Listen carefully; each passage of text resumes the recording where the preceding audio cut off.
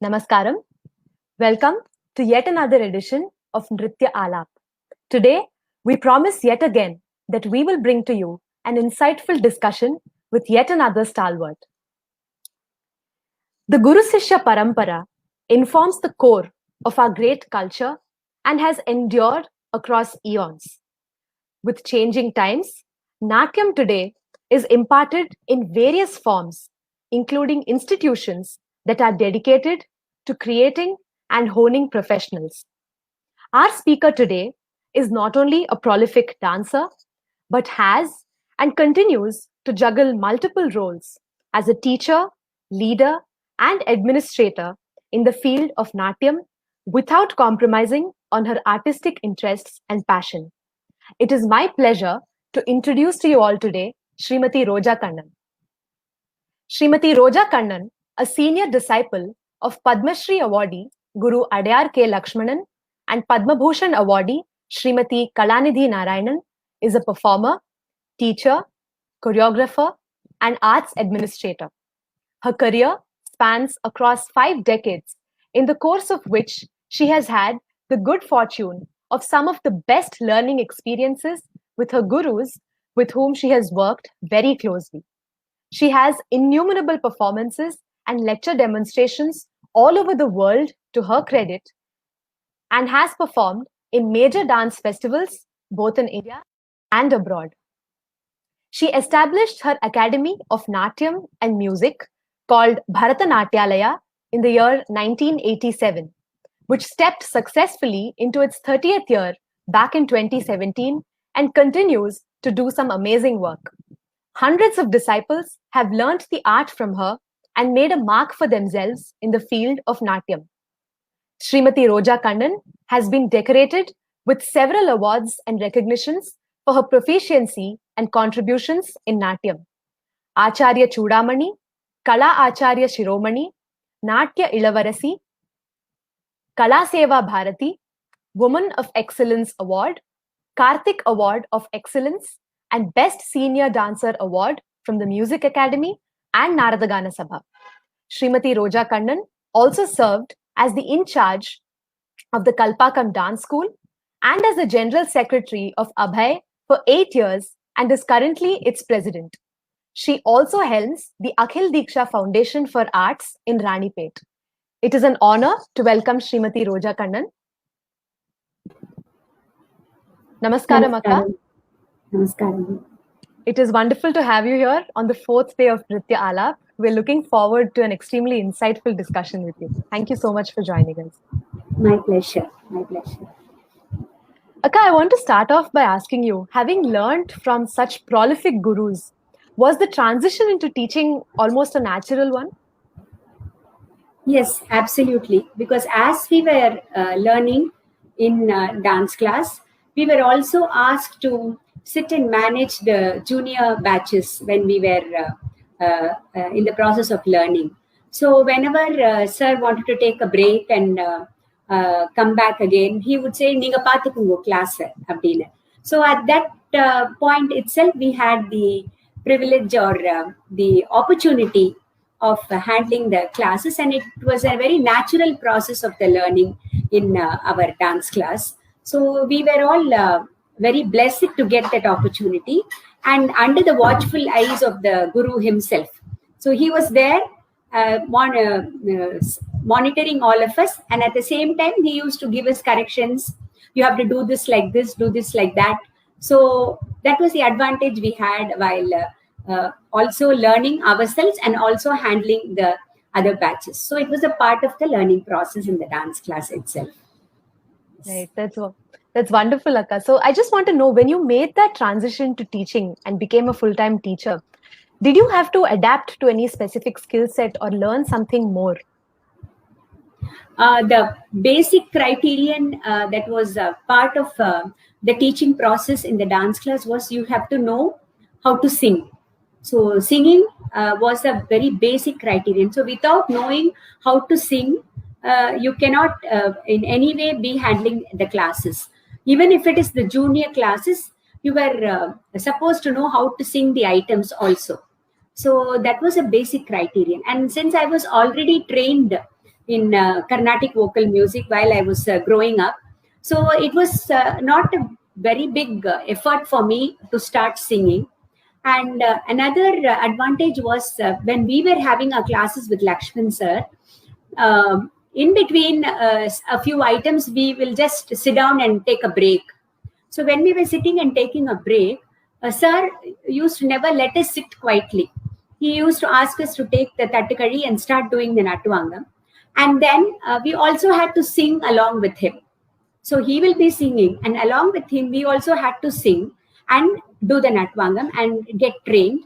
So at that point itself, he used to give us corrections and tell us how to handle a particular line and how to do a particular Sangati. So all the training became part of the learning process in the class itself. So when I came to teaching, it was a very natural process for me when I started teaching. But the teaching methodology, I had to keep innovating and changing as the different generations of students started coming. So how we learned with our gurus and how we are teaching our students now, there is a whole lot of change that has happened. And the change is for the good, definitely, because we have to also move with the times and also move with the psyche of the students now.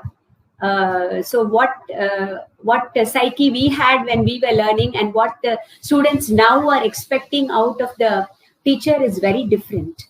For us, the guru or the teacher means it was always at a very reverential position, almost close to the God. It's not that today's students do not revere the guru, but it is at a more personal level. We were always about 10 or 15 steps away from the guru in proximity, but we were at the same time very close to him. But we had that God-like sort of reverence for the guru, and he also treated us like his own children many times. He used to call me Korande and other things, even when I was going to him later on, much later in my life. But today's students expect a more friendly relationship with the teacher.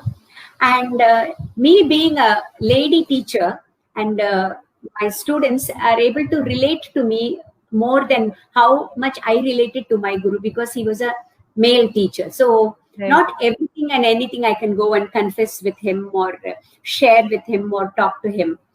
I could do that with his wife, with Manni. We used to call her Manni. And with his sister, Nagamani Srinivasa Rao. So with them, it was much more open. But with sir, it was always with that reverence, whether I can talk to him this, whether I can tell him that. So that was the relationship. So with today's students, it is a very different scene when it comes to teaching. And actually, I am still learning, I would say, because every day the class is a new experience. Every day I'm learning something new. Every student, something new comes up, So it is so challenging. At the same time, it's very interesting also. And each one has something different in her. So you cannot handle everybody on the same plane. So there are different levels as far as learning capacity goes, as far as retaining what they have learned goes. Then when it comes to exposition, so each girl is very different. But the one basic quality in all of them is all of them have a passion to learn. They have this innate sense of urge to come and learn the art form. So what I feel is I have to give it to them. I have to respect that passion in each and every student who walks into my dance class. So why would they even come to the dance class if they do not have the interest? Even though many of them come because the parents generally force them to come and all that. But ultimately, they all get a liking for the art form and they start loving what they are doing. So in that case, I have to give each and every student what they deserve to get. And they deserve that wonderful experience when they come into the dance class of learning this such a beautiful art form. So I cannot compromise on that. Because of one student is able to learn it faster, one is able to learn it at a slower pace. One is not able to retain. One is not able to do the Nritya portions well, but she's very good in her expressive element. So Right. a lot of juggling has to be done as a teacher when I handle the students. But ultimately, my principle is anybody who walks into my dance class, I have to make them into a wonderful dancer. So I work with that principle in my mind, and then I put my 100 or 200% into that student. Whatever I can from my side, I will try to go that extra length to make that student feel comfortable and to make her learn and try how much ever she can. And later on, whether she takes it up fully or she just leaves it after a certain stage in her life, it's each one's destiny, I would say. But Right. as far as I am concerned, as a teacher, I have to give my fullest to each and every student. So that is the way I work. I've been working for the past 33 years. It's 33 years since I started my Academy of Dance and Music. And Right. so far, it's yielded very good results. And I'm very blessed to have wonderful students. Yeah. Right. I'm sure they'd say the same about having you as their guru, Akka. So, I mean, it's amazing that you've completed about 30 years and counting, in teaching. And you talked about how your core principle in teaching has remained the same, which is to make them the best version of the dancers that they can be. But have you noticed any changes in terms of the items that you select or your pedagogy as and when, different generations have come to learn from you? Yes, absolutely. We have to constantly keep inventing and innovating when we are teaching. The pedagogy under which we learned in our generation was something that we never questioned. We just Mm. blindly learned whatever was taught to us, and we saw to it that we perfected it and presented it in such a way that the guru was proud of what we were doing. But we never asked him or her why we are learning such an item, or is it suitable for my mindset or my age or my maturity level, or whether I will be able to do justice to the item. No questions were asked. Absolutely no questions were asked. Right. And but nowadays, we have the, I would say, the freedom and the liberty to innovate within the purview of the margam. So when I am handling a particular student and training her, I get an assessment. I assess her capacity of performing nritya, of performing abhinaya, of handling something very sensitive. So I can make an assessment, and based on that assessment, I choose the numbers that I am going to make her handle. But it Right. doesn't mean that she is not capable of handling the other items. It's just that her strengths I'm able to assess when I watch her. And if I give her something that will complement that strength that she has, then the performance itself is raised to another level. So Right. that sort of analysis I'm able to do now. And so it also, in one way, is giving my creative abilities, a chance for me to keep creating something new, and which I thoroughly enjoy, because that's one way I can keep my gray cells also active. So I have made it a point to choreograph one new item for every arangetram I do. Whoever is doing an arangetram, she will get a brand new item, anything, starting from a Mallari or a Pushpanjali or a Jatishwaram or a Shabdam, Varnam, some Kirtanams, Tillanas. So that way I have been also able to increase the repertoire in my dance class, and Right. a lot of numbers, new numbers, I have been able to include in the repertoire, and a lot of contemporary composers and very popular compositions, and some challenging tillanas in some challenging talams and Right. alarippus, I've been able to handle. So my creativity also, my creative juices also are able to flow very much because of the this process that I'm doing it. I mean, of course, the children don't come and ask me, no, we want to do a new item, nothing. It's Right. out of my own volition I do that, so that I'm able to also increase the repertoire. And it is only now, Durga, that people have started talking about the suitability of certain items to certain age groups and to certain levels of students. Earlier Hmm. on, there was never a question about the suitability, because whether it was a Sringara Padavarnam, or whether it was a Kshetraya Padam or a Jayadeva's Ashtapadi, we were handling it when we were 10-year-olds and 12-year-olds and 14-year-olds and all that, Right. hardly realizing the weight of the composition, or the worth of that, that composition.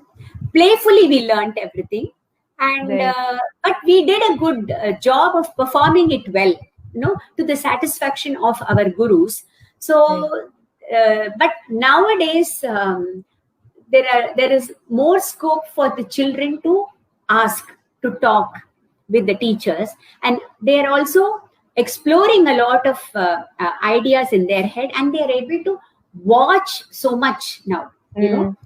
exposed to so much nowadays, so they are also thinking a lot, which is good. So when they are thinking a lot, they are also able to come up with so many doubts and questions. Why should I Right. do this? Why should I not do that? Which is good. So it is one way they are also growing in their with their knowledge, and it's one way where I also have to do my homework. If I have to handle a class by teaching them a Kshetraya Padam, then I have to also do my homework. Hmm. Tell them that the Padam has to be seen in the context of the time at which it was written. You cannot Hmm. relate it to the present time, waiting for the Lord to come, Vasika Sajja, and all those things. Nowadays, the children are not able to relate it so easily. Right. If he's I'm waiting here, and if he's not coming, let him go to hell. That is the attitude. The Right. generation. But Right. we have to. But the beauty of the compositions, they have to also experience that. So they cannot just this is not what we think now, so we don't want to learn it. That sort of an attitude will not work.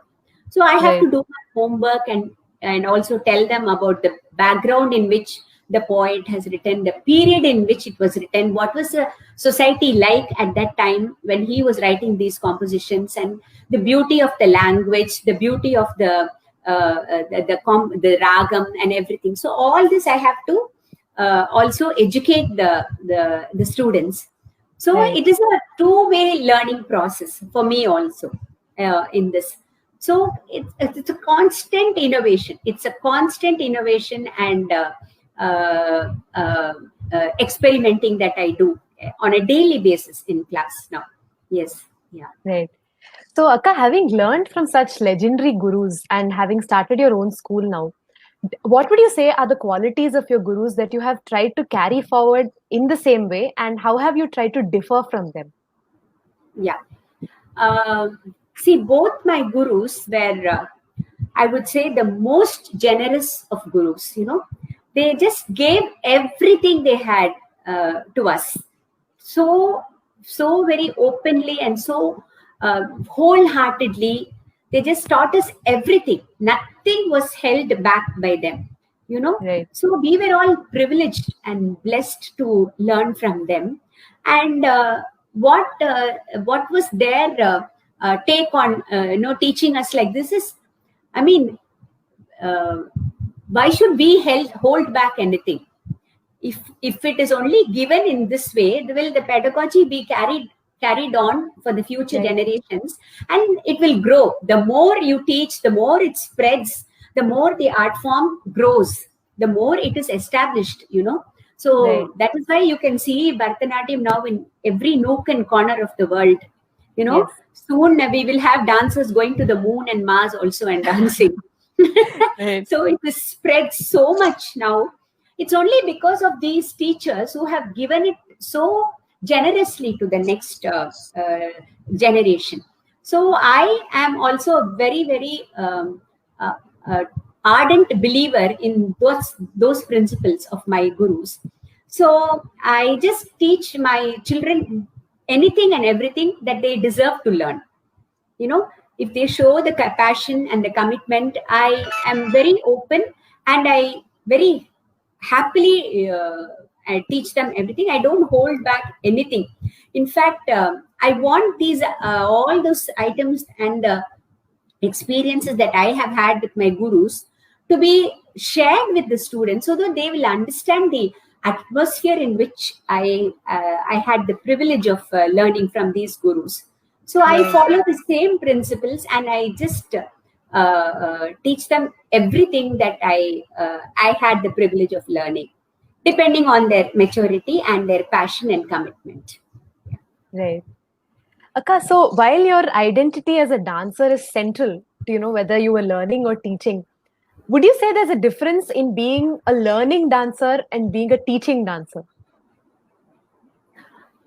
Uh, I would never classify myself as somebody who knows everything. I'm still learning. Right. Every day you can keep on learning till the end of your life. There's Right. so much to learn. There's so much to imbibe. There's so much to assimilate. So there is never a point where you can say, I know everything. Now there's nothing more for me to learn. That never happens. When Right. that when you get that feeling in you that you know everything, then your art stops there. Your excellence stops there. Right. Your excellence is only gauged by the way you assimilate from experiences around you, and the way you learn from those experiences and keep enhancing and enriching your knowledge of the whole process. So Right. for me, as I was learning, as a learning student of dance, as I was learning, and as a teacher now, I would never say my learning process has stopped in any way. Right. So it is still a continuous process. Every day, I tell you, I learn something new. I gain something from that experience in a class, and Right. and and I learn from my mistakes. That's one very important thing that everybody has to accept, that Right. everybody will commit a mistake. I mean, nobody is beyond any mistake. If you do something wrong, it is good that you do something wrong and you learn from that mistake. Right. Even if it's simple jati that you are reciting and doing the katakari, and sometimes it doesn't come the way you want it to come, and you do a mistake in the chollu or something, and the kanaku just goes. So that mistake, then the next time you do the jati, you're extra careful. Oh, at that point I faltered the last time I did it, so now I have to be extra careful. So you're rehearsing again, you're practicing again to do that. No, the simple thing like uh, when uh, when you're taking class on a Rupakatala Varnam or something, and you have to finish a particular line, give an ardi and go to the next line. So where do Right. you start the ardi? If you're challenged with the talam, you don't know where to start the ardi. The next line has to start. So even that has to be rehearsed if you're challenged with the talam. For some, it Right. will come very easily. For some, you have to do it with practice. So the Right. learning has to happen there also. You cannot say that since I'm already taking the varnam, I already know how to sing a song. I know everything. You still don't know how to keep an arati for that line. So how can you say you know everything? So I'm learning and teaching and learning and teaching. It's a two tracks that go parallel, and it has to keep going parallelly. That's what I feel from my experience. I have learned this. Yeah. Right. That's wonderful, Akka. So today you have sort of also diversified now. You lead institutions, you work at Abhay, and you also have whole leadership positions in other dance schools. So how do you juggle these multiple roles while satiating the dancer in you? Yes. So uh, these positions that I have voluntarily gotten myself into, I've been requested, and I felt that by taking up these positions on a voluntary basis, I am only enhancing my experience as a teacher and a dancer. And the art form has given so much to me. I have gained so much from the art form, and it's a lifeline for me now. I really don't know what I will do if I do not have Bharatanatyam in me. Right. I'm a zero without that. My identity itself is because of my passion in Bharatanatyam. I'm known as a dancer. I don't have any other identity now, which I want to be known as. So for me, the art form has given so much to me. So a stage came when I wanted to do something back, give something back to the art form. So Right. because of the art form, I'm surviving today. So what do I do for the art form to be, growing, to be taken care of in its purity, in its quality, and for more and more children to get the advantage of learning the art form? So how do I spread it in my own small way, like a squirrel, something small I have to start. So this is how I got involved in the positions in the Kalpakam Dance School, in the Rani Petakil Diksha Foundation, and in my role in Abhay.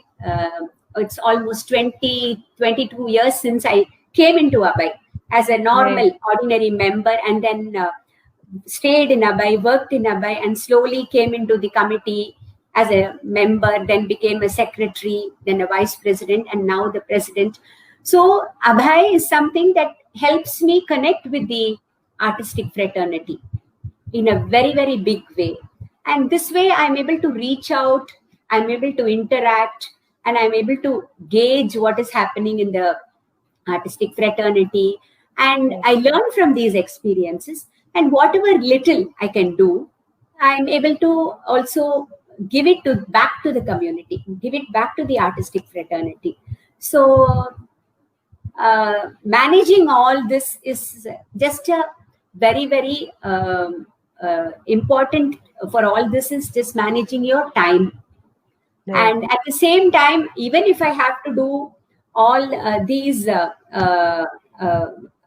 work that I have taken up on me voluntarily, my role in the family, you Hmm. know, also is very important. My role as a mother, my role as a grandmother, my role as a daughter to my mother, my role as a sister to my brother. So all these roles, multiple roles, also have to be played by me, because I'm not only a teacher in a dance class or not only a dancer. Because of that, I cannot ignore all this. So I tried to juggle my time. I tried to uh, delegate my time. I plan my time and give equal importance to everything. And mainly, what I do is I prioritize. If today Right. is there something that I have to do, I prioritize what all I have to do, and then according to that, I schedule my day. And if on a certain day I don't have time for my own practice or my own exercise or my own cross training, then I try to compensate with something else that I have to do, because my health is also most important. If I have to Right. also do justice to the compositions of my guru and perform it, in a proper way, then I have to also maintain my level of fitness, my practice, my rehearsals.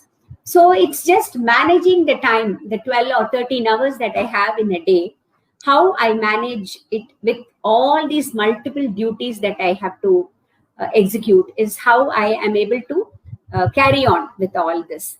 And the other thing is, of course, planning, time management, everything. But then you should also have the support from the support system around you, which is a Right. family. Right. Yeah, so that support system is also very important. So without a support system, and or without a family to support you and take you forward, it's very difficult for a girl to achieve anything, so that way I'm very blessed to have a very supportive family around me, who let me do what I want to do, because they know without the my investing time in my art form, I will not be happy. So they also Right. want me to be happy. They also want me to be, satisfied in my passion. So they let me. they give me that extra mile, they give me that extra length of the rope to carry on my work, and for which I'm very thankful to the family and the support system around me. Yes, yeah. Right. I'm sure some of what you said, I mean, apply even to the current generation. I think, like you said, time management and prioritizing, these can never get old. I think that this has to Yes, help us get through. So yes, yes, these yes. multiple roles that you juggle must have also really opened up a lot of avenues of thinking. And when you said you interact with a lot more people because that's what, the avenues that it has opened up for you. So would you say that has ever reflected in your choreography or inspired you to when you were building a repertoire?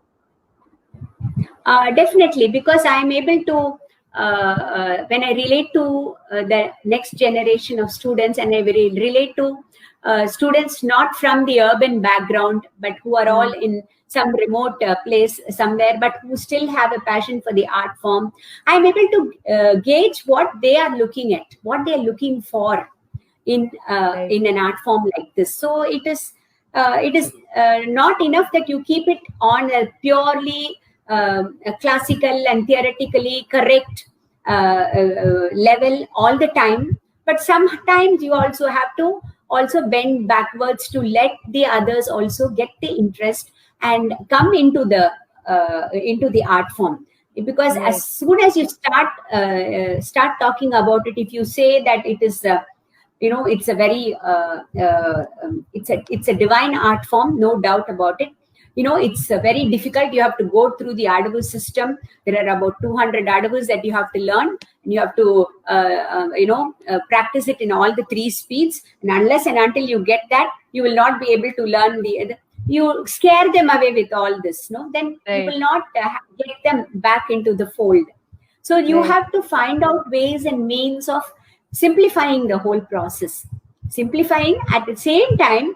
When they are ready for to accept something more, if you slowly introduce the actual technical aspects of the art form, then it is very easy to get across. So this I learned from experience of dealing with such children, young children who are most eager to learn. Because mm, many times when we talk to them, oh, this is only for all those people who live in the metros. It is not for us. Thoughts like that, they very open about it. Children, they right, just talk very freely. So those sort of myths that they have, we have to somehow bust it. So we have to invent ourselves, we have to innovate and think of new methods of teaching, new ways of bringing them into the fold. So all these things I have experimented with students. And even in Kalpakam, uh, just the in between the classes, like the school year starts from June, and then the classes go on till December, and all that. But in between, you have a workshop or a meeting of the teachers and the students together, and you get somebody from outside to interact with them, to teach them something new. Then there is a renewed enthusiasm and renewed vigor in the students to come back to the dance class. After all, it all depends on the exposure they get, no? So right, fortunately, the children in the metros and in the main cities are able to get more exposure by way of watching performances and other things, which are happening all over the place. And now, of course, because of the pandemic, I'm talking about in normal times. right, But when you think of these children who live in the suburbs and in the small towns, they hardly get any exposure to the to such performances. right. So if you try to go and uh, present a short performance and renew the interest in the art form, then it makes a lot of difference in that class. So such things I have experimented with the students in Kalpakam as well as in Ranipet. I have done Right. that. Yeah, yeah. That's very fascinating to know, Akka. So I just wanted to ask you, while you're running your own school and when you are also engaging at the institutional level with Abhay and with your schools in Kalpakam and Ranipet, do these sort of play into each other or are they starkly different roles in terms of what they demand from you? I won't say they are different, because in Abhay, I'm again dealing with a lot of artists. and their needs, trying to solve their small issues and problems, and trying to find out ways in which I can sustain a continuous sustenance for them and all that. So that is the sort of role that I play in Abai. And Abai is something that everybody looks up to when it comes to getting some problems solved, or getting some financial assistance, or getting an answer from a government or a state government or a central government a body about something that they have already approached for. So these are the sort of issues that we handle in Abai on a day-to-day basis. And so it's more welfare of the artists that is primary importance in Abai. How well can we take care of the artistic fraternity? Because without them, without art and culture, a country is not going to, it's a nothing, that doesn't have an identity or an entity of its own. So that is a sort of role. So it's like almost like I'm safeguarding the interests of the artistic fraternity that way. So similarly, when I'm handling the classes or the students in Kalpakkam or in Ranipet, it is safeguarding the art form. It is how well I'm able to give the art form, a taste of the art form to these to the next generation of dancers, so that they will realize the value of this amazing thing that they are getting, and they will be able to take care of the artists when they grow older, and when they become more focused and passionate about the art form. They will be able to relate to the problems of the artistic fraternity and try to be supportive of their causes, supportive of their problems and things like that. So this sort of connect I'm able to get between what I do with the next generation of students and what I'm doing in my role as the president of Abai. So unless you educate them and unless you teach them and make them aware of all these things at a very young age, they will not be able to handle things in the future. So this all has to be inculcated at a very young age in them, so that the art is kept, is safeguarded properly, is kept in its purest, and its quality is maintained, and it is safeguarded because we owe it to our predecessors, how they have so generously transferred the whole thing to us, how they have given us everything. The same way we have a duty towards our next generation to take it forward. So this has to be done only if the awareness is created at the grassroots level. This can be done. So my role in handling the next generation is also equally steering towards this, how they need to respect the art, respect the artists, and how they need to safeguard the interests of the artists in future. All this has to be inculcated at a very young age, and it has yielded very, very good results, I would say. And I've been able to make a small headway in all this because of my role in all these institutions, which have hundreds and hundreds of students, learning. So it is a good start that I've been able to make in these institutions, I would say. Yeah. Right. So Akka, do you notice a difference in the attitude of students in these institutions as against learning more personally from you in your own dance school? I don't think so. The good thing about it is they all have a very revered outlook towards the teachers, whoever they are, Right. So, and that's the best part of it. The children only, they need to be told certain things, and once you tell them, and once you tell it to them in a proper way, the way in which they will be able to relate to it, then they're all fine. They're all fine. So it's not been very different from the way I do it with my students in my class and the way I do it in the other outside classes. It's the same. And the thing is, the students nowadays are so smart and so intelligent and so aware of everything, which is a good thing for us, so that we're able to immediately connect to them and relate to them and take it forward immediately. So there is no Right. difficulty in that aspect at all. And another thing is the exposure that Abhay has been able to create for these students. See, we have our monthly and yearly Abhivriddhi Shalas. We call it Abhivriddhi Shalas, workshops. So the term given by Abhay is Abhivriddhi Shala.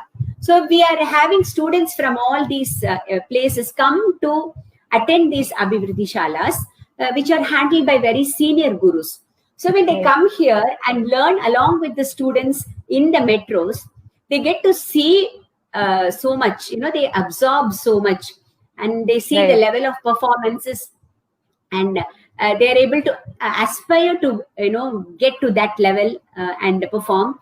And we also create opportunities for these students in the annual day celebrations and in the several festivals that we host. We create the opportunities for these students. So when they get the opportunity, it's like a mini competition for them. I have to dance along with the students from that dance class, from that town, and they are in that level. So they also raise the bar for them. And so they Right. aspire to reach that level. So the quality of the performance also is improved a lot because of that. The Right. standard of the student also has improved a lot because of that. So now they're all very aware of what is the right way to do certain things, what is a thing that has to be avoided when they are performing, what all they should follow when they are dancing. So all these are we are able to achieve because of these interactions that we are able Right. to have in Abhay. So this is worked out very well, worked out to the advantage, to our advantage. And opportunities that we are creating is not something that that they take very lightly. It becomes a Hmm. very Hmm. serious proposition for them, because we ensure that all the senior legends and gurus attend these performances. So when they see them all in front of them and they are performing in front of them, it's something out of this world for them. So Right. it's a very very healthy atmosphere that is being created because of these opportunities that we provide. And it works very well to maintain the good standard of performances that we need to ensure. Right. Yeah. Yeah. Akka, well, Guru and Sishya are central to the Guru Sishya Parampara. But like you had earlier mentioned, there is also a support system around the student and around the teacher that basically enables this relationship. So, how Yeah. do you handle these dynamics, Akka? Because sometimes there is a tendency to have a clash of interest. The parents' idea of a child's progress could be starkly different. There are some parents who hanker for an arangetram, but the teacher may feel the student is not still ready. So, how do you Yeah. handle these dynamics and these clash of interests? Um, Thankfully, for me, I have always had very understanding and supportive parents who leave it to me. You decide when the child is ready to ascend the stage for an arangetram or even a performance. You Right. decide. They generally, I have not faced any issue as far as this is concerned.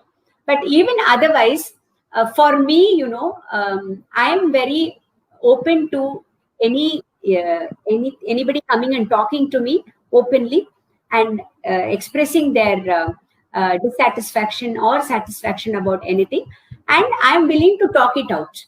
So I am easily approachable by anybody. Anybody can just fix up an appointment or call me and talk to me about their issues.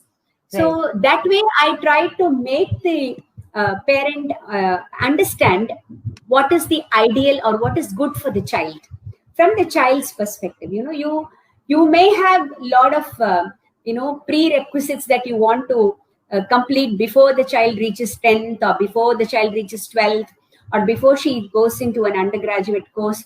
There may be so many things listed. You might Right. have some aged parents at home or an aged grandmother who wants to see the child perform, but she's ailing. So before she gets Right. more sick, you want her to do the arangetram. So those are the normal things that parents come up to me and ask for, but that cannot be a criterion for me to let the child ascend the stage when she's not yet ready.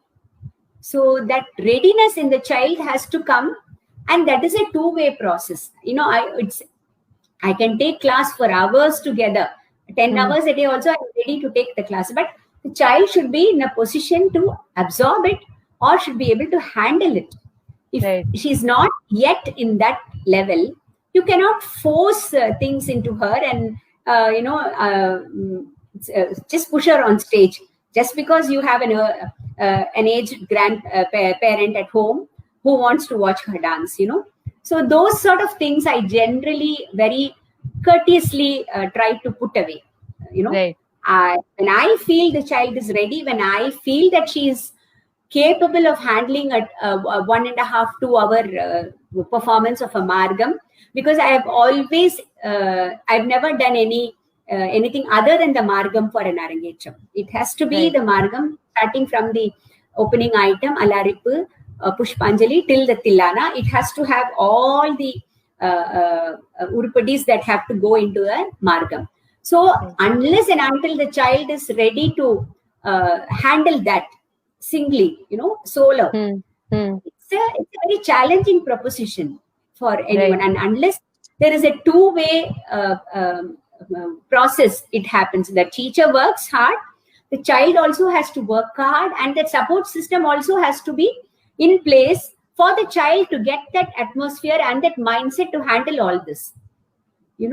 So unless you create that, it is impossible for anyone to handle it. So thankfully for me, I have never faced any issue so far in my 33 years of experience as a teacher from anyone, any of the parents who have come and insisted that they have to have an arangetram now or today or tomorrow, that way. Everybody just leaves it to me, and I, depending on the capacity of the child and the time that she is able to allocate for the training, you have to have at least 3 or 4 hours of training in the dance class if you have to aim for an arangetram on at least for about 6 or 8 months. You have to do that on a daily basis, otherwise you will not be able to handle. So unless the child and the parent and the support system are able to give me that sort of a commitment, I do not agree on any arangetrams. So that's been my prerogative, and I've been very fortunate that I've had very supportive parents all along who have left it to me to handle this. That's wonderful to hear, Akka. Yes. So I think the fascinating features about the Guru Sishya Parampara is, the Sishyas then once again turn into teachers to assist the Guru in teaching, the next generation of students, much like how you did with your Gurus. So, but also different students and different teachers have their own styles of teaching. So even at the institute that you run, you must have noticed that. So how do you ensure that these diverse styles of teaching and these diverse pedagogies stay true to the core vision of what you want to espouse in the institutional level? That's a very valid and important question.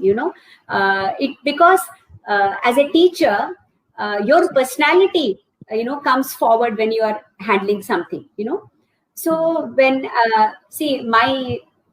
my own students are handling classes for me now. My own students who learned from me from the scratch and who have grown to a level where they are gained the experience and they are handling classes for me. But their psyche and their personality is not like mine, so they're completely different individuals. But when it comes to handling the students in the dance class, I have created, knowingly or unknowingly, I have created an opinion, or I would say a widespread notion that children in Bharatanatyalaya have the advantage of learning. At the same time, they do not have to face any strict teachers or any, some corporal punishment or anything like that for not learning properly or for not dancing properly. It's always a very easy atmosphere in the dance class is what the notion is. That's because my personality is like that. I have never although I learned from a guru who was whose anger is something you do not want to experience at any point of time. Right. He rarely gets he got angry, but when if and when he gets angry, you do not want to be in that vicinity at all. It's like that. Right. I have gone through those experiences, but when Right. it comes to my students, it's not that I am not strict, but I am strict in a way in that they will not even feel that I am strict. Hmm. So that is Hmm. the way I have trained my first set of students, and those first set of students are the ones who are handling my classes now. So when they are teaching, of course, their own personality, they're not as patient as I am. They're not Okay. as sweet as I am. They don't say kanna, vama, poma, no, like that. Either you do it or you don't do it, or you just sit down or you get out of the class. That sort of a attitude they have. But Right. at the same time, I ensure that these teachers also do not take that much of stress on them to get the child perfect today or tomorrow. It is Hmm. a process. That's what I tell them. Why are you getting so upset that she's not doing something properly? Is she going to do her arrangetram tomorrow? No. It's a long process. It will take another 5-6 years for her to perfect that thing. So Right. do it slowly. If she doesn't get it today, she'll get it tomorrow. If she doesn't get it tomorrow, maybe day after, or maybe after 6 months, maybe after 1 year. Give her that time. Then automatically she will come to a level when she will herself feel that, oh no, I'm not doing this right. I have to do it right. That way. So that is the amount of leverage I give to the students. Right. And so far, touchwood, it has worked out well. It has worked out very well, and they themselves come and rise up to the occasion that I am Hmm. sometimes surprised and shocked at the level of standard that they exhibit. So Right. if you leave it to them, they will do it. So that sort of a confidence the teacher should have in the student. At the same time, the student should not take it to her advantage also. I can do whatever I want in the class. The teacher is not going to tell me anything. That sort of an attitude also the student should not have. She should also have a commitment to what she's doing. That's what I always tell the students. It's not a commitment to just to me. It is a commitment to your parents.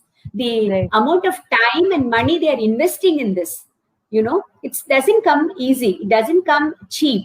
It is a Right. lot of effort on the part of the parents. It is a lot of effort on the support system, economically, financially, as well as the logistics of bringing them to the class, taking them back on a daily basis, or on a thrice a week or twice a week basis. It's a lot of work.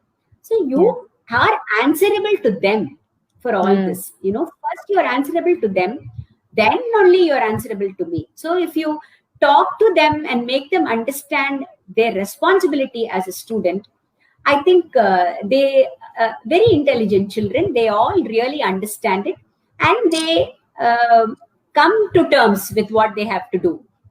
And since I've told you I'm very approachable, many a times they come and talk to me. They say, somehow we are not able to get it. Somehow we are not getting the knack of how to handle it. Can you do something about it? Can you find a simpler way of telling us how to do it? Can Right. I come to you separately and ask you? Those sort of things. They feel shy to talk with everybody in the class. And I tell them, okay, come and talk to me separately. I can tell you, I can teach you. So that also has happened. That also has happened. And many a times they have taken me by surprise when after 6 months of after this, when I go and see them in class again, they are doing it at a very different level. So, no, if you give the time for them to assimilate it and experience it and grow with it, then I'm sure they will all come up well. So, every child is talented, I would say. Every child is talented in some way or the other. It's how Right. best the teacher is able to tap it and bring it out from the student. So, this I ensure with my teachers also in the class. I tell them also, I'm constantly monitoring them, although they are handling the classes on their own.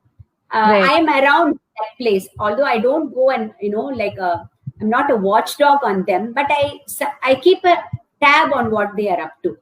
Right. what. And then I talk to them personally and tell them, don't do it this way, try to do it this way, it might yield better results for you, and things like that.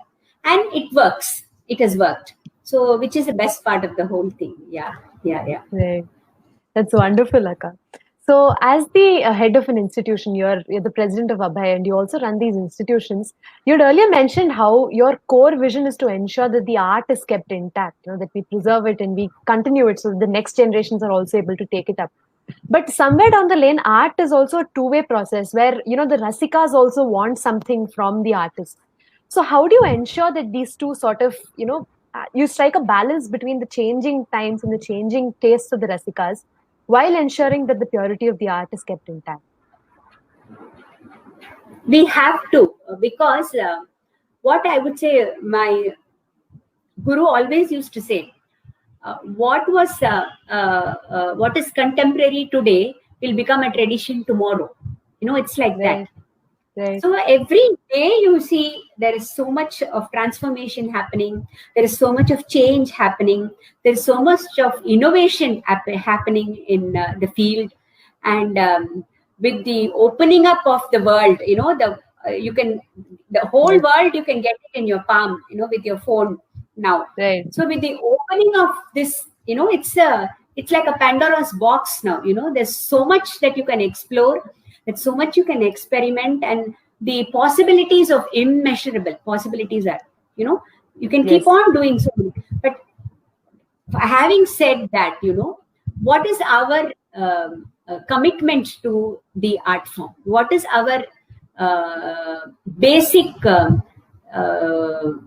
what do we owe to the art form? What has been given, transferred to us by our gurus, what has been so very safeguarded, in times of turbulent times, how they have so carefully safeguarded it and carefully given it to us. It is a duty of us to safeguard it, to keep it and preserve it, whatever the change may be. Change is the constant. You cannot stop change happening. But how well you adapt it to the change, how well you assimilate the change in you without tampering with the basics, with the traditions, is how you have to think. That is a very challenging thing that you have to handle these days, because you can easily get carried away by what is popular. That whatever is popular is not whatever is right, and whatever is right for one is not right for the others. There are ever so many different versions of the same thing. It may be right for me, it may be wrong for somebody else, and somebody else may say both is wrong, mine is only right. So endless possibilities are there. It is how you you envision it, and how you place your judgment on it. And I would say the atmosphere is such that there is a space for everyone now. Everybody has a space. I have my space, you have your space, other XYZ have their own spaces, and everybody is happy in their own spaces. They are happy creating something. They're happily posting something on their web page or on their Instagram account. Everyone is happily doing it. So the atmosphere as such is healthy in that sense of the term, and the growth is also happening. Growth also is happening side by side. The art form has just conquered the whole world, I would say. All nationalities, all countries, wherever in the world you go, you have a Bharatanatyam teacher and a dance class happening there. So that way, it is a very positive side of the whole thing. But the flip side of the whole thing is, how are you going to ensure the quality of what is happening? Because for somebody, it will be right to do something in one way, but for the other, it won't be right. But she will say, who are you to judge me? I feel it is right, I will do it this way. So it is up to the individuals to make their assessment. It is up to each one of us as dancers who have had the advantage and the privilege of learning from such an illustrious pedagogy, as to how we are going to maintain that and how we are going to remain true to that pedagogy. That is most important. So it is a duty of every dancer, I would say, every student of dance and every dancer, to think about it and safeguard it. Otherwise, it will become a run of the mill kind of a thing, and we will lose the sanctity of the whole thing. So that should be something of utmost importance nowadays. So you cannot stop the change. You cannot stop what is happening to the art form now. You cannot stop the experimentations that are happening. You cannot stop the innovations that are being brought in Aharyam, in the way they perform, in the way in fact, the performing space itself has taken so much of changes now in the last 6 months. We have never imagined performing in our drawing rooms or in our rooms or in our verandas or in the wherever. You see dancers performing anywhere and everywhere now, and it is all being accepted now. That is the best part of it, because we are all moving with the times. In this pandemic time, you cannot expect anything else. With auditoriums closed and with open spaces not available, you're not allowed to go out anywhere. What else will the dancer do? How else will she keep her creative juices flowing? So this is the only way. So that is also, I won't say that's wrong. I will also support that. But it is up to each one of us to decide what you want to watch, what you want to support, what you want to toe the line for. So that way, the art form will keep progressing, will keep growing, and it will definitely reach glorious heights. It is already at a very high level of excellence, and I'm sure it will reach more greater heights in the future, because we have a generation of dancers who are so committed and passionate and who are so intelligent. So I'm sure they will take it forward. I'm sure they will keep it going forward on that. Yeah. Yes. It's interesting you brought up the question of the pandemic, Akka, because that was going to be my next question. So today we're talking about the new normal. We're talking about, things have changed at a pace that we didn't even imagine that they would. So as an arts administrator, what are the challenges and opportunities that you see at the individual and at the institutional level? The pandemic is something that has taught all of us some life's experiences. We never dreamt of a situation like this 8 months back. And as artists, the saddest part of it was we never planned something for this. Our lives were not planned or tailor-made to handle something like this. This was just thrown in front of us, and we had to just face it so that is when I would say that artists are the most innovative in the sense that they have started innovating and adjusting and adapting themselves immediately to the situation, because once they knew that once they dawned on them, the realization dawned on them that this is going to be the state of things for the next maybe 8, 9 or 10 months. Everybody started getting used to the idea and started adjusting and adapting themselves to the new norm. And we have now crossed almost 8 months of the lockdown and pandemic and things, 8 months. So it's gone. Predictions are it is going to go on for another 3 or 4 months. So that way, the almost 12 months of the year, many artists have been without performances, without classes, without tours, without anything. So each one is innovating and experimenting and adapting in their own way. So everybody has found some way of keeping the creative juices flowing. Some have created their own channels, YouTube channels, or their own Insta page or Facebook page, where they create something new every day and keep posting them and get the comments from friends and others. They get a lot of satisfaction out of that, and that is, some have started performing to some random compositions and trying to create something new and all that. But all this is fine at one level. But what happens to the financial aspect of the whole thing? That has taken a big beating for many artists, many artists. So for some who had the privilege and advantage of having Wi-Fi connections and a smartphone or a desktop or anything, they could sort of get back into the fold with the classes and other things. But there are many hundreds and hundreds of artists who are no access to any of these things. So how are they going to survive the pandemic is a big question, you know. Luckily, if we say maybe the last 2 months or the last month, some things have opened up a little and something is happening, some activity is there. Although the rate of the virus spreading has not come down, there is some activity, so some positivity is there. And the best part is festivals have started, like the ones that you are also doing. Festivals have started online, so dancers have started rehearsing for that, practicing for that. And many were only with recorded music, but now festivals have been staged with live music also, like the one that we have started in Abhay. We are insisting on a live orchestra so that those artists are also brought to the fore, and they are allowed to perform and they get some remuneration out of it. There's some sort of satisfaction in them because of this initiative of ours. So that is also happening side by side. But for how long can we carry on in this?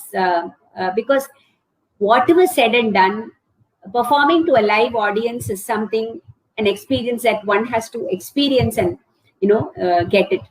Whatever you do online with the perfect setting, lights, and everything, you don't have the audience response. As an artist, that's what you perform for, the response from the audience.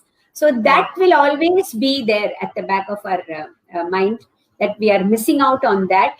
But given the situation in which we are in, this is the best we can do, and keep our positive attitude towards life, going. Otherwise, many of us would have gone into depression long back. So this is something that is keeping us going now, even in this worst times that we are seeing. And from Abhay, I'm very thankful that we have been able to have the support of many, hundreds of donors, hundreds of philanthropists from our own artistic fraternity, who have come forward and contributed to the cause of these artists who are not in a position to make two ends meet. So we are very thankful and blessed that we have been able to carry out our artist welfare fund activities in these 8 months, and able to make a small difference in the lives of some of these artists. Close to 550 artists we have reached out in these 6 months, and been able to help them in some way. And although not a whole lot of thing, that the feeling that there is somebody in the artistic fraternity who is there to listen to their problems and to give them some help is itself a great thing for the artists. Even if it's a small amount, they are feeling very thankful that there is somebody like this who comes and helps them, and who is concerned about their state. So which is very satisfying for us. But I'm sure we will get over all this soon. Yes. That's wonderful and so reassuring to hear, Akka. Finally, I just want to know, with your experience as a performer, teacher, and now an arts administrator, what do you see? What is your vision for the future of teaching and learning Natyam? It is going to be a very excellent atmosphere of teaching and of learning, and for the whole arts as a whole, I would say, because in these 8 months have all taught us a huge lesson, in that we have missed it so much, missed that arc lights, and missed the costumes, missed the makeup and everything so much, that when it all settles down, I think we will come back with a renewed vigor and force, and we will reach that level of excellence that we have been trying to get. And I'm sure it is going to be a very wonderful growth for art as a whole, because or having said all this, finally when it comes to somebody who wants to have some peace of mind or some respite from all the tensions and the bad news that you hear every day. You just want to switch to some music, some calm music, or some very calming performance of some good performer, and you forget about everything. Yes. Finally, Yes. that is what gives you that satisfaction and that peace of mind. That is the power of the art form. So Yes. that is definitely going to that everybody would have realized it in these 8 months, when they missed it so much, these 8 months. And definitely we will all come back with renewed vigor and force, and keep it going for many, many more years to come. That's what I feel in the future. Yes. Right. Thank you. Thank you so much, Akka. It's been wonderful conversing with you, listening to your perspectives. And I'm sure our Rasikas would have also thoroughly enjoyed listening to your. I mean, it comes from a lot of experience. And the way I see it, I think your students also absolutely, are grateful for being your students. So with that, I'll just like to bring Utyona back into the call. Yeah. Thank you so much, Akka. Lovely, My lovely pleasure. talk. I always love to listen you. And the main thing that is the how much optimistic you are, how much positive you are. Yes. Your every talk is telling that thing. I just a special mention to the audience, like when you're talking about that 200 adabus and people students are getting scared. So Akka was giving us. I am working in Kalpakkam, and Akka gave us one syllabus. What she did now, all those major adabus like Tatadau, Natadau, Pakadau, these are the one-on group. And then all those small group like Sarikal Adavu, Mandi Adavu, then Kattari Adavu, then Kattari Mukha Adavu, all those is one group. So if you see that from outside, there is 10 or 11 groups only. So people, when I tell that, and then when I started teaching and telling them, I said, this really work. They don't feel that, there are so many adabus. They feel, okay, 20, I finished the 10 groups. Now I have to finish another more 2 groups. In that 2 groups, maybe another 10 or 20 adabus are there. But then they don't feel that. Yeah. So that psychology Yeah. really, really occurs. Lots to learn Yes. from you, and I'm so happy. And thanks to you, actually not thanks, my pranam to you, because always I respect you in that way. Like lots of things I learned, and today I think not only me, all our rasikas, all the viewers, they have learned a lot. I was enjoying like every aspect how you're telling and what to do. Lots of comments has come already. So Okay. really, really thank you. And but Thank another you thing so much. also I want to mention the audience that Akka is very systematic, very, very systematic. It's every section, so like she told us, so many things she is doing. I have seen her like how much to talk, what to talk, when even everything. She is so measured, and I learned from Akka a lot. Like when we interact with initial stage in Kalpakkam with parents, I always ask Akka, okay, what to tell, how to tell with committee members when we talk, how to talk. So like lots to learn from Akka in that way. So thank you, Akka, thank you. And this is we are like from Kalna Nityotsav and Nitya Tarangini. We are really, really so happy to have you in this platform. And really, so it is, though it is virtual platform, but then I think it is because of virtual platform, we are able to really spend that such a lovely time. And Yes. thank Yes. you, Yes. Durga, for such a beautifully she has bring out all those aspects. Absolutely. I want So to mention about Durga, the questions, it's very pertinent, the questions that you asked, and very valid questions that you raised, and which is very important to keep the conversation alive and to sustain the interest. It's very wonderfully framed, the questions were, and which made a lot of difference to me, while answering. Fantastic job, Durga. Yeah. I'd say likewise, Akka. You Thank were so candid and nice. It put me so much at ease. Thank you so much for sharing your experience. My pleasure. Absolutely, my pleasure. Yeah, just loved it. Yeah. Thank you. Thank you. Thank you so much. Thank you, Akka. Thank you. Shubharatri. Good night. Thank you. Shubharatri. Thank you.